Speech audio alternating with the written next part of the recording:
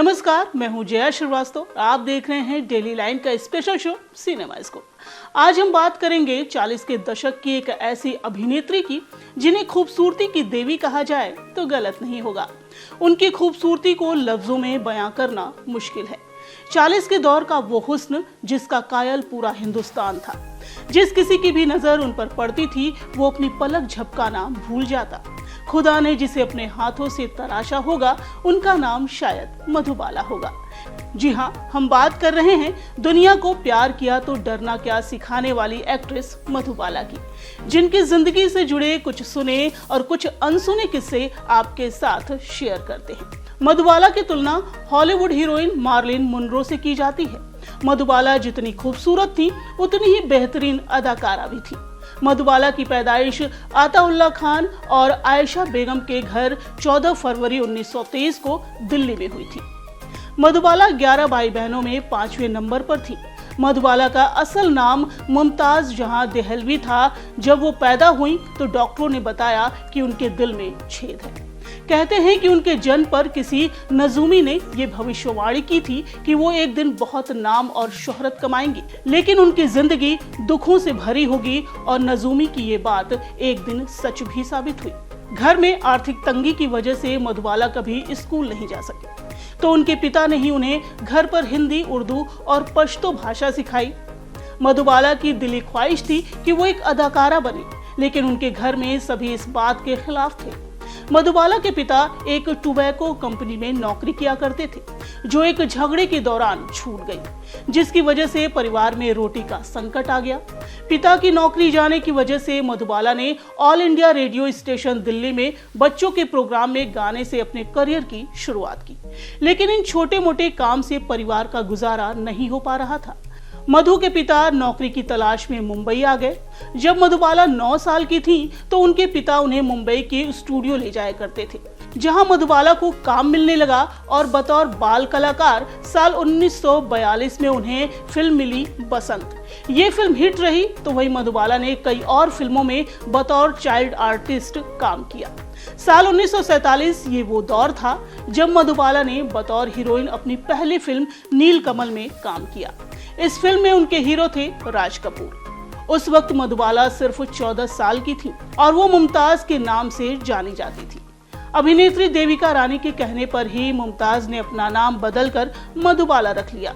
नीलकमल के बाद मधुबाला ने कई ढेर सारी फिल्मों में काम किया, लेकिन सफलता हाथ नहीं लगी।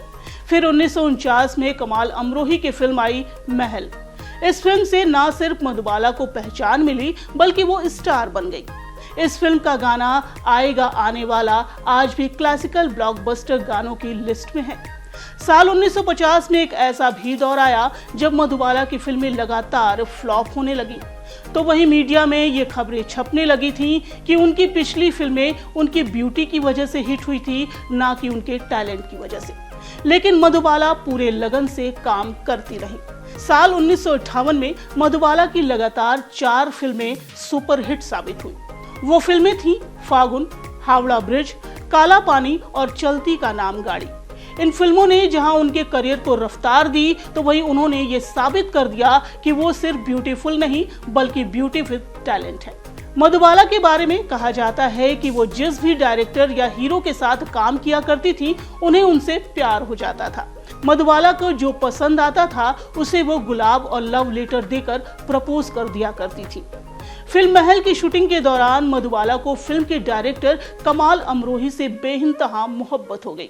अमरोही घंटों मधुबाला के दुपट्टे के साए में बैठे रहते थे।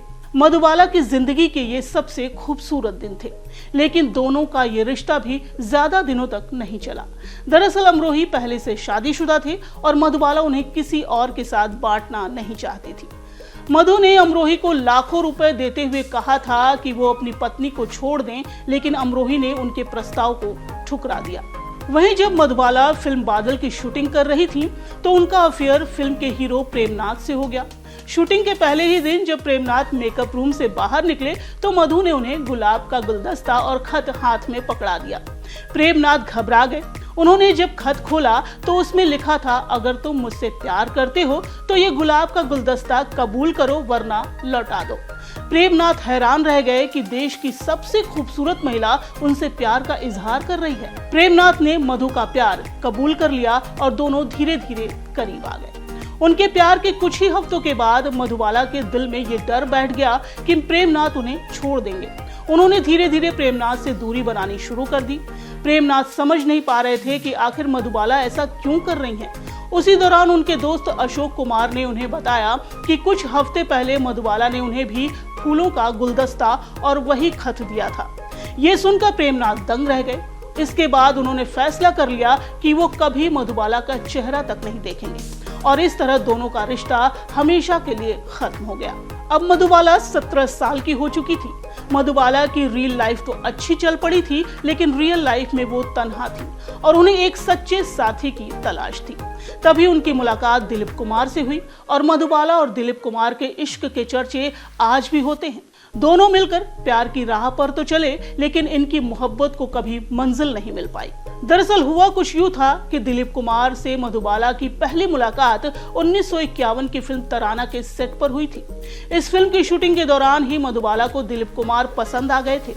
मधुबाला ने दिलीप कुमार को एक खत लिखा जिसमें उन्होंने दिलीप कुमार से इजहार मोहब्बत किया और लिखा कि मैं आपको बेइंतहा पसंद करती हूँ, क्या आप भी मुझे पसंद करते हैं। इस खत का जवाब दिलीप कुमार ने लाल गुलाब भेज कर दिया।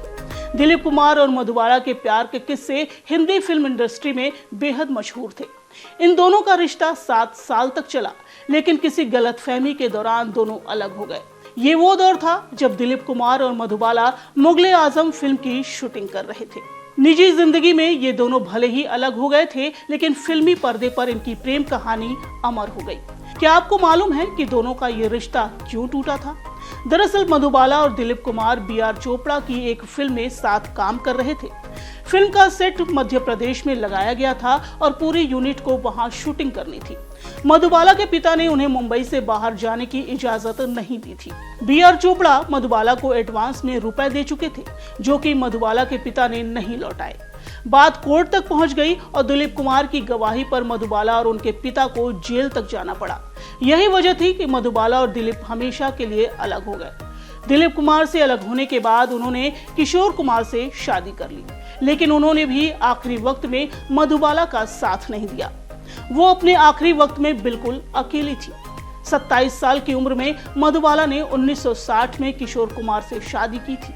शादी के बाद किशोर कुमार को मधुबाला के दिल की बीमारी के बारे में पता चला और ये भी पता चला कि वो ज्यादा दिनों तक जिंदा नहीं रह पाएंगी। इसके बाद किशोर कुमार ने मुंबई के कार्टर रोड पर एक घर खरीदकर मधुबाला को एक नर्स के साथ छोड़ दिया। किशोर हर 4 महीने में मधुबाला से एक बार मिलने जाया करते थे और एक वक्त ऐसा भी आया जब किशोर ने मधुबाला का फोन उठाना तक बंद कर दिया था।